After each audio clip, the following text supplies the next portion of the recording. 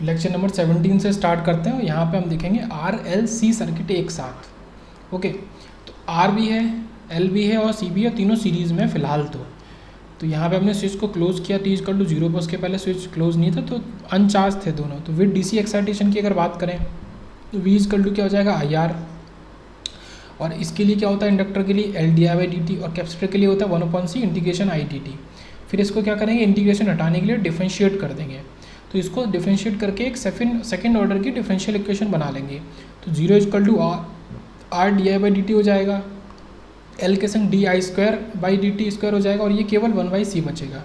अब हमें क्या करना है कि इसका जो कोफिशिएंट है उसको 1 बनाना है, तो इस पूरे को L से डिवाइड कर देंगे पूरी दोनों तरफ। तो ये क्या हो जाएगा, ये तो अकेला यही आ जाएगा di2/dt² प्लस R/L इधर आ गया, इधर 1/LC आ गया। ओके, और 1/LC यहाँ आ गया, और एक चीज़ और है कि ये आपका I होगा, ये I है 1/ नहीं है, ठीक है, क्योंकि ये इंटीग्रेशन हटेगा I फिर भी रहेगा, तो ये आपका I/LC आ गया। ओके, ये अलग अलग आ गया। फिर आपने क्या किया कि d/dt को कैपिटल D मान लिया, तो ये क्या बन गया d² plus R/LD plus 1/LC, और I बाहर आपका। ओके, I बाहर है, I को तो आप हटा सकते हो 0 के इक्वल। अब यहाँ से आप रूट्स निकालो इस इक्वेशन की, क्वाड्रेटिक इक्वेशन है d², तो minus R/L plus minus root of square of R/L² minus 4 times, और ये 1/LC, यह आ गया आपका। तो यह आपका हो गया पूरी इक्वेशन, यह आ गई सॉल्व होके। अब इसमें अलग अलग केसेस हम लेंगे, ठीक है। ये हम किसकी बात कर रहे हैं, RLC सीरीज सर्किट की बात कर रहे हैं, जिसमें हमने सेकेंड ऑर्डर की डिफरेंशियल इक्वेशन क्रिएट करी और फिर इसके रूट्स निकाले। तो केस 1 की बात करें, अगर हम माने कि ये जो R/2L है ये बड़ा है 1/LC से, ओके, तो उस केस में क्या होगा कि मतलब इसका स्क्वायर इससे बड़ा है, तो ये रूट आपका पॉजिटिव रहेगा। तो अल्फ़ा क्या, इसको अल्फ़ा मान लो इसी चीज़ को, इसको पूरे को बीटा मान लो, मतलब ये एक अल्फ़ा हो गया और ये कंप्लीट आपका बीटा हो गया, ये बीटा, तो ये बीटा हो गया। इसका आप सॉल्यूशन निकालोगे तो सॉल्यूशन ने डायरेक्ट लिखा है, आपको सॉल्व नहीं करना है। तो C1 ये e के फॉर्म में आएगा, alpha minus beta T e⁴ plus beta T, तो C1 ये C2 ये आपका सॉल्यूशन आया। इस केस में यहाँ पे ओवर डैम्पिंग हो रही है, मतलब आपने जैसे इसको ग्रेटर देन माना, ये ओवर डैम्पिंग कहलाएगा। केस 2 देखते हैं, केस 2 में हमने इसको इसके इक्वल मान लिया, तो यहाँ पे ये क्रिटिकल डैम्पिंग कहलाएगा। तो सॉल्यूशन सीधे से C1 प्लस C2t e⁴ जब ये इक्वल हो गया तो दोनों को ही आप अल्फ़ा अज्यूम करोगे ना, मतलब आप बीटा तो आपका 0 हो जाएगा। बीटा 0 क्यों हो जाएगा, बीटा ये पूरा था, ये पूरा था बीटा, और ये आपका अल्फ़ा है, और अल्फ़ा और ये भी अल्फ़ा के इक्वल है, तो अल्फ़ा माइनस अल्फ़ा 0 दे देगा। तो बीटा का यहाँ कोई भी मतलब पॉइंट आएगा ही नहीं, इसलिए आपका सॉल्यूशन इसी से मिलता जुलता कर दिया। बस यहाँ पे आप क्या करो, बीटा को हटा दो। जब आप बीटा को हटा दोगे तो यहाँ पे केवल क्या बचेगा, e⁴t बचेगा, तो ये आपका कॉमन होके बाहर निकल जाएगा। तो केस 1 और केस 2 लगभग एक जैसे हैं, बहुत ज़्यादा डिफरेंस नहीं है।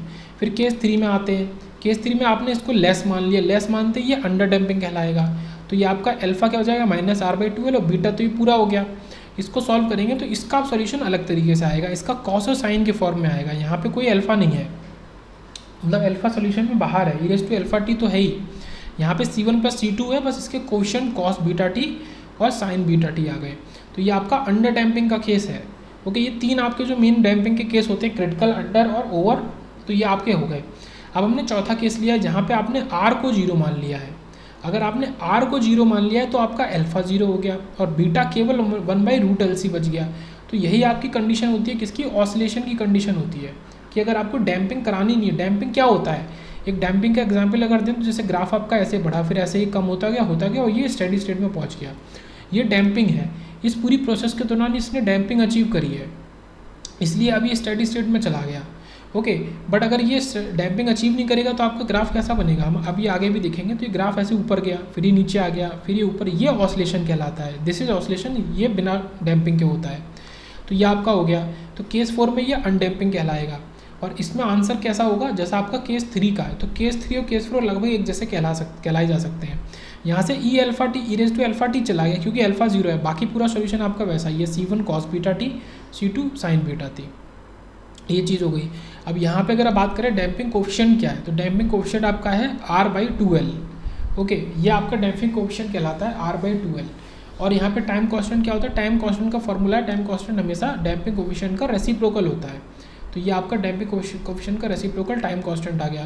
तो टाइम कांस्टेंट क्या आ गया आपका 2L/R, ओके, ये आपका टाइम कांस्टेंट आ गया 2L/r, ये हो गया। तो ये इक्वेशंस आपके बहुत इंपॉर्टेंट है।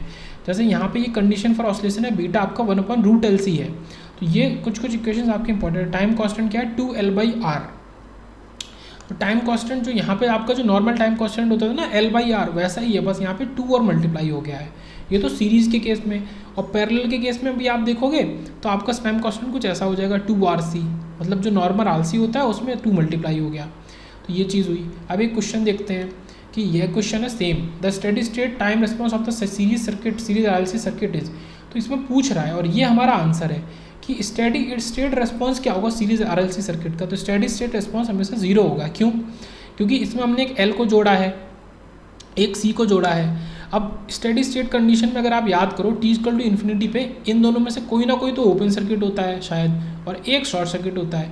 तो एक भी अगर ओपन सर्किट हो गया तो 0 हो गया आंसर, करंट 0 हो गई। तो इस वजह से आपका स्टेडी स्टेट रिस्पॉन्स की अगर बात करें तो t=∞ पे ये सर्किट बाकायदा ये 0 देता है आपको। I∞ करंट जो हो गई इन्फिनिटी पे वो 0 हो गई। ओके, और कंडीशन देखते हैं। t=∞ पे ही आपका अगर माने तो L जो होगा वो अनचार्ज होगा क्योंकि करंट 0 है, बट C जो है वो चार्ज होगा। मतलब ये अनचार्ज होता है और C उल्टा काम करता है।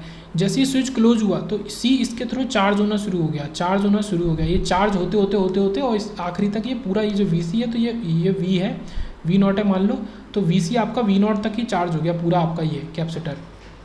ये आपका चार्ज हो जाता है और L अनचार्ज हो जाता है, ये याद रखेंगे। अब यहाँ पे आपका ये डैम्पिंग रेशियो की बात करते हैं। डैम्पिंग रेशियो सीरीज़ के केस में आपका किसके इक्वल होता है R/2√C/L।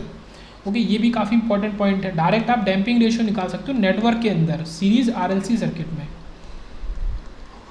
मतलब यहाँ पे कंट्रोल प्लस नेटवर्क एक साथ आ रहे हैं। ओके, तो ये चीज़ है।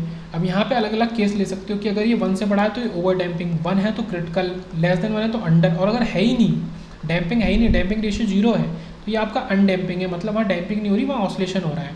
और पैरेलल के लिए यही रेशियो कैसा है 1/2R, ठीक है, ये रेशियो है। अब इसी पैरेलल वाले के नीचे मैं सीरीज़ वाला लिखता हूँ। सीरीज़ वाला है आपका R/2√C/L। मतलब पैरेलल वाले में सब कुछ अपोजिट हो जाता है। ये देखो यहाँ R नीचे है, यहाँ R ऊपर है, यहाँ L ऊपर है, यहाँ L नीचे है। तो सीरीज़ वाले और पैरेलल वाले में सब कुछ अलग हो जाता है, अपोजिट रेसिप्रोकल, बट बस आपका 2 वहीं रहता है। 2 आपका डिनोमिनेटर में है तो डिनोमिनेटर में ये। तो ये पैरेलल RLC सर्किट के लिए आपका डैम्पिंग रेशियो है और ये आपका सीरीज़ RLC सर्किट के लिए डैम्पिंग रेशियो है। ये दोनों बहुत इंपॉर्टेंट है। उसके बाद तो कुछ नहीं है, ये ग्राफ आपको अलग अलग बना के दिखाएगा। ओवर डैम्पिंग क्या होता है, पहले काफ़ी ऊपर तक जाता है फिर आपका डैम्पिंग आती है उसमें, ठीक है, ऑसिलेशन को ख़त्म करता है। ये अंडर डैम्पिंग है आपका, मतलब ये ऐसे धीरे धीरे करके ऊपर नीचे जाते हुए ख़त्म कर देता है। ये आपका क्रिटिकल डैम्पिंग है कि एक नॉर्मल वैल्यू तो गया फिर उसने बिल्कुल उसको ख़त्म कर दिया, ठीक है, एकदम यहाँ पे 0 से जुड़ गया। मतलब देखो यहाँ पे क्या है कि अगर वो नीचे तो आया बट अभी ये जो स्पेस है, इस स्पेस की वजह से क्या है कि बहुत बाद में जाके वो 0 पे टच हुआ। ये ओवर डैम्पिंग का केस है। और क्रिटिकल डैम्पिंग का केस क्या है कि बहुत बस ऐसे ही जाके वो 0 पे जुड़ गया, ये चीज़ें। और अनडैम्प्ड का तो मैंने ऊपर बनाया है कि अगर आपका R 0 है तो अनडैम्प होगा, आपका ऑसिलेशन होते रहेंगे। कंडीशन ऑफ ऑसिलेशन क्या होता है L=C, मतलब ω/L=ω/C, मतलब आपका R है ही नहीं, दोनों की फ्रिक्वेंसी इक्वल हो गई C और L की। तो ये हो गया। नो ऑसिलेशन आर प्रेजेंट, यहाँ पे कोई ऑसिलेशन नहीं प्रेजेंट होते। क्रिटिकल डैम्पिंग में बिल्कुल भी प्रेजेंट नहीं होते ऑसिलेशन। ओके, यहाँ थोड़े से प्रेजेंट होते हैं अंडर डैम्पिंग में। तो कंडीशन फॉर ऑसिलेशन की अगर बात करें, कंडीशन क्या है कि आपका ω=1 होना चाहिए या फिर ग्रेटर देन होना चाहिए। मतलब इसमें 2 कंडीशन कवर होती हैं, या तो क्रिटिकल हो गया आपका, सॉरी, एक तो आपका ओवर हो गया, नहीं क्रिटिकल भी हो गया क्योंकि =1 है, क्रिटिकल भी हो गया और आपका ओवर भी हो गया, ओवर डैम्पिंग और क्रिटिकल डैम्पिंग। ओके, 2 केस में आपके होते हैं ऑसिलेशंस। सीरीज सर्किट की बात करेंगे तो ये वही आ गया कि जाई आपका क्या था R/2√C/L, ये आपका ग्रेटर देन इक्वल टू 1 होना चाहिए। और पैरेलल के लिए 1/2R√L/C, ये आपका ग्रेटर देन इक्वल टू 1 होना चाहिए। तो फॉर्मूलेज तो याद करने पे हैं। सीरीज़ के लिए R/2√C/L है और वहाँ पे उल्टा हो गया 1/2R और √L/C हो गया पैरेलल के लिए। ओके, याद करने का तरीका, पैरेलल में बार बार ये L आता है तो उसमें L ऊपर रहेगा, इतना याद रखो। जैसे आपने याद कर लिया कि L ऊपर रहेगा तो R और L एक साथ नहीं रहते, तो आप क्या करते हो कि L ऊपर है तो C नीचे और बाहर R नीचे और 2 तो नीचे रहता ही है। सीरीज़ में ऐसा कुछ भी नहीं है, एल, तो इसमें एल को नीचे कर दो। जब एल नीचे हो गया तो सी ऊपर हो गया, और एल नीचे है तो आर भी ऊपर हो गया, और 2 तो नीचे है ही। तो ऐसे आप फार्मूला याद कर सकते हो, पैरेलल के एल से आप याद कर सकते हो। फिर बात करते हैं कि RLC पैरेलल सर्किट। अब तीनों को पैरेलल में जोड़ दिया DC एक्साइटेशन के साथ में ये। तो जब तीनों को पैरेलल में जोड़ दिया तो अब इसको एक करंट सोर्स से जोड़ा है, क्योंकि अगर वोल्टेज सोर्स से जोड़ते तो कोई फायदा नहीं होता, क्योंकि वो तो तीनों में वोल्टेज बराबर कर देता, तो हम सॉल्यूशन क्या निकालते। तो इसको करंट सोर्स से जोड़ा और स्विच को चीज कर 0 पे बंद किया। तो IS = V/R plus C dV/dt, ये करंट का फॉर्मूला है, प्लस 1/L और इंटीग्रेशन ऑफ V dt। इसको फिर से वही डिफ्रेंशिएशन कर दिया, तो ये C के संग d2V/dt² हो गया। सेम तरीका फिर हमने क्या किया, इसको C से डिवाइड किया, पूरी इक्वेशन को, ये सबको C से डिवाइड किया, क्योंकि हमें इसका क्वेश्चन 1 बनाना है। तो ये 1/RC आ गया, ये 1/LC V/LC आ गया, और D को dt लिख लिया।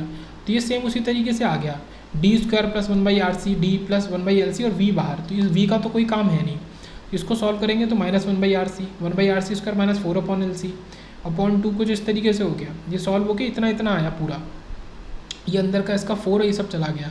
तो ये कुछ इस तरीके से आया आपका, इसमें 2 इंक्लूड करा दिया, पहले नहीं था। तो क्रिटिकल डैम्पिंग की बात, मतलब यहाँ पे भी वही 4 केस होंगे कि अगर आपका 1/2RC² ग्रेटर देन है 1/LC के, तो ओवर डैम्पिंग हो गई। तो ग्रेटर देन के केस में ओवर डैम्पिंग। यहाँ पे आपका अल्फा ये होगा -1/2RC, और बीटा आपका कुछ इस तरीके से होगा। इसमें सॉल्यूशन वही होगा, C1 e⁻⁴ beta, alpha plus beta. Okay, यहाँ पे बस वैल्यूज चेंज हो गई हैं। जैसे पहला आपका अल्फा क्या था, बीटा तो जो पूरा आपका इसके रूट के अंदर था वो था। अल्फा आपका क्या था पहले वाले केस में, अल्फा आपका ये था -R/2L था, और यहाँ पे 1/2RC है। ओके, तो वहाँ पे अल्फा -R/2L था, और यहाँ पे 1/2RC का स्क्वायर है। ओके, वहाँ पे भी इसका स्क्वायर था। तो ये अल्फ़ा था, यहाँ पे ये अल्फ़ा है, वहाँ पे L/R था नीचे, ठीक है, 1/L/R था। यहाँ पे भी 1/RC नीचे ही है, मतलब कुल मिला के टाइम कांस्टेंट नीचे है। ये भी कह सकते हैं कि टाइम कांस्टेंट है, वहाँ पे भी टाइम कांस्टेंट नीचे था। तो बस कुछ ही नहीं है, पैरेलल में अलग तरीके से आ गया है। यहाँ पे C लेना है, C डोमिनेट करता है, वहाँ पे L डोमिनेट कर रहा था। ओके, बाकी केस 2 में दोनों को इक्वल ले लिया, तो C1 + C, ठीक है, सॉल्यूशन सेम है, जैसा सीरीज़ में वैसा यहाँ पे है, बस अल्फ़ा बीटा की वैल्यू चेंज हो जाएंगी। आपका अंडर डैम्पिंग में बात करेंगे तो लेस देन ले लेंगे, तो ये आपका यहाँ पे cos βt और sin βt के फॉर्म में आ जाएगा। और अनडैम्पिंग में लेंगे तो यहाँ पे हम R को इन्फिनाइट करेंगे, ना कि 0।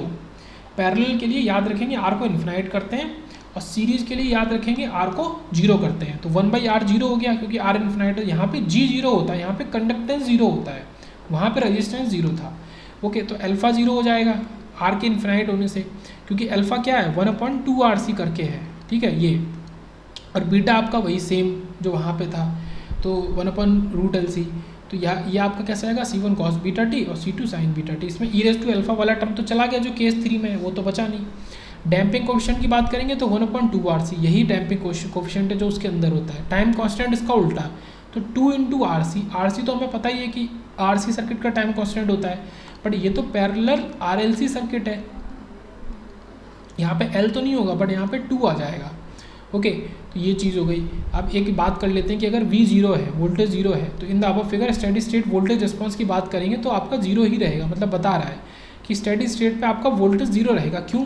क्योंकि इधर L और C कोई ना कोई तो स्टेडी स्टेट पे आपका इन्फिनाइट टाइम पे आपका क्या हो जाएगा, शॉर्ट सर्किट हो जाएगा। अगर इनमें से एक भी चीज़ शॉर्ट सर्किट हुई अगर तो तुरंत ही आपका वोल्टेज 0 हो जाएगा पूरी ब्रांच में, मतलब हर एक ब्रांच में 0 हो जाएगा। तो इस वजह से स्टेडी स्टेट रिस्पॉन्स की बात करेंगे तो वोल्टेज आपको 0 ही मिलता है। ओके, ये जैसा वहाँ पे था। और T = इन्फिनाइट पे बात कर रहे हैं। ओके, और यहाँ पे जो है L चार्ज हो जाता है इस केस में, क्योंकि करंट हम दे रहे हैं, तो L चार्ज हो जाएगा, बट C आपका अनचार्ज रहेगा, VC 0 रहेगा। वहाँ पे IL 0 था और वहाँ पे VC चार्ज हो जा रहा था, तो उल्टा उल्टा है। तो याद रखेंगे कि सीरीज़ के केस में क्या होगा, हमारा C चार्ज हो जाएगा, और आपका पैरेलल के केस में क्या होगा, L चार्ज हो जाएगा। ये याद रखेंगे, ठीक है। पैरेलल LELL, इससे आपका L जुड़ा हुआ है, ये ट्रिक है याद रखने की। और सीरीज़ में तो फिर क्या बच गया, सीरीज़ आपका कैपेसिटर ही बच गया, तो ये पैरेलल से L जुड़ा हुआ है। ओके, नेक्स्ट है AC ट्रांजिएंट, जिसको देखेंगे नेक्स्ट लेक्चर में, पार्ट 17, मतलब लेक्चर 17B, इसको लिख देते हैं, लेक्चर 17B में देखेंगे इसको।